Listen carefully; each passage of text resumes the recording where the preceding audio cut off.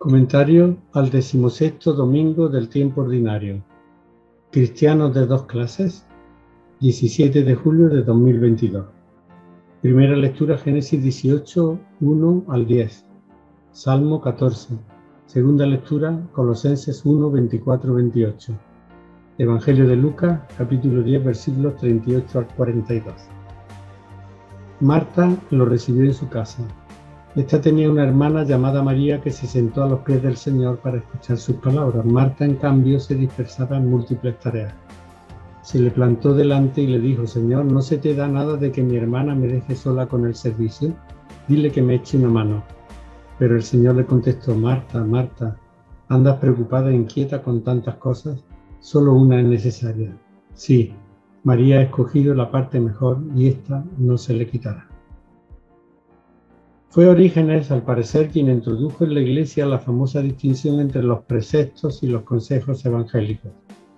Según esta, los preceptos obligan a los cristianos de a pie o seglares, mientras que los consejos evangélicos, concretamente el trío de pobreza, castidad y obediencia, ofrecen el modo de conseguir una perfección mayor dentro del cristianismo a quienes los practiquen.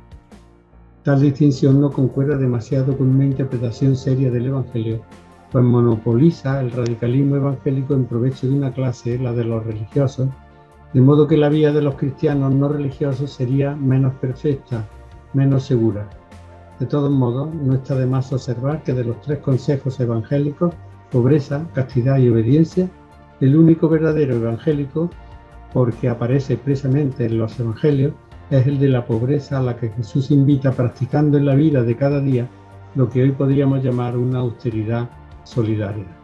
Los otros dos, la castidad y la obediencia, no aparecen en los evangelios, dato este cuando menos curioso y llamativo, pues se ha insistido más a lo largo de la historia de la Iglesia en estos dos que en el primero.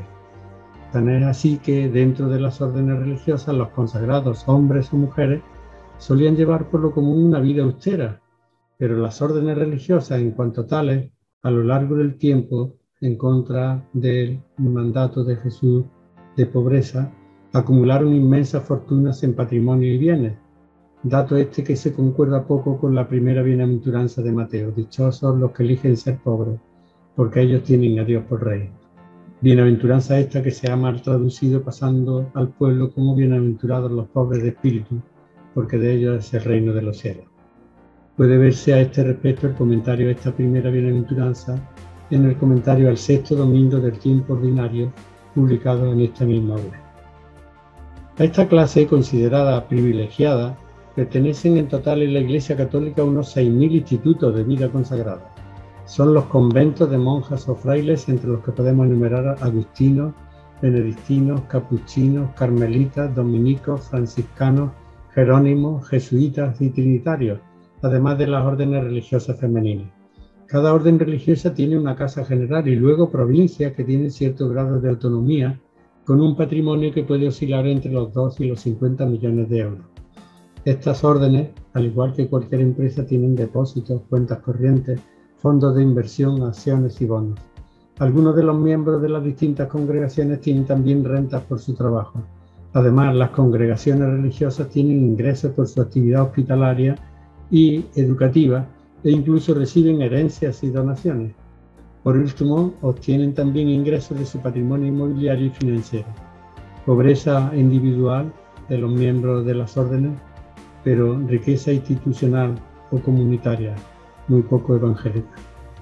Pero volviendo al tema central del Evangelio, en el Nuevo Testamento no se habla de una clase de creyentes, frailes y monjas, a quienes estén reservadas unas exigencias particulares que les conviertan en un grupo de perfectos, porque el Evangelio va dirigido en su totalidad a todos los cristianos. Lo que Jesús exigió de un modo particular a sus discípulos, los evangelistas lo proponen como una exigencia siempre actual para todos. La distinción de Orígenes, a la que hemos aludido con anterioridad, no tiene fundamento evangélico como tantas otras, pues no hay cristianos de dos clases. Y si entre los creyentes se han hecho siempre dos grupos, unos considerados más perfectos y otros menos, también entre los religiosos, ya de suyo perfecto, se ha establecido una distinción entre los contemplativos, dedicados a la oración, y los activos, menos dedicados a la oración que a la acción. En este caso, la perfección de los primeros excede a la de los segundos. nada más disparatado. En la base de esta última afirmación está la interpretación tradicional del Evangelio que se lee hoy en la liturgia. En él aparecen dos personajes femeninos, Marta y María. Llama la atención que no entren en escena los discípulos. A diferencia de los samaritanos que no habían recibido a Jesús, Marta, palabra aramea que significa señora, lo recibe en su casa. Al comentar este texto, los predicadores decían que Marta representa a todos aquellos cristianos seglares que viven en el mundo en medio de las preocupaciones de la vida. María, sin embargo, es el prototipo de los religiosos dedicados a la vida contemplativa. María, sin duda, se decía, había escogido la parte mejor, alejándose del mundo para dedicarse a Dios. La peor parte corresponde a todos los que tienen que andar distraídos como Marta con tanto trajín mundano. Según esta interpretación, el Evangelio solo puede ser vivido en perfección dentro de los muros de un convento o como miembro de una orden religiosa. Quienes no estén en esa situación, la inmensa mayoría, son condenados a ser cristianos de a pie, segundones, clase de tropas que se decía antes. Pero en realidad no es así. Lo que en este Evangelio se contrapone no es la acción y la contemplación, sino más bien dos modos de ser. Uno, el de Marta, distraída con un activismo a ultranza que le impide oír la palabra del Señor, empeñada en que su hermana deje también de escucharlo. El Señor le dice, no se te da nada de que mi hermana me deje sola con el servicio, dile que me eche una mano. Otro es de María, que se ha hecho discípula de Jesús. Se sentó a los pies de Jesús para escuchar sus palabras. Sentarse a los pies del Maestro es la actitud del discípulo, para así poder hacer realidad la única cosa necesaria, que no es otra sino buscar el reino de Dios y su justicia, allí donde se esté, para hacer un mundo más fraterno. Quien elige este objetivo según Jesús ha escogido la parte mejor.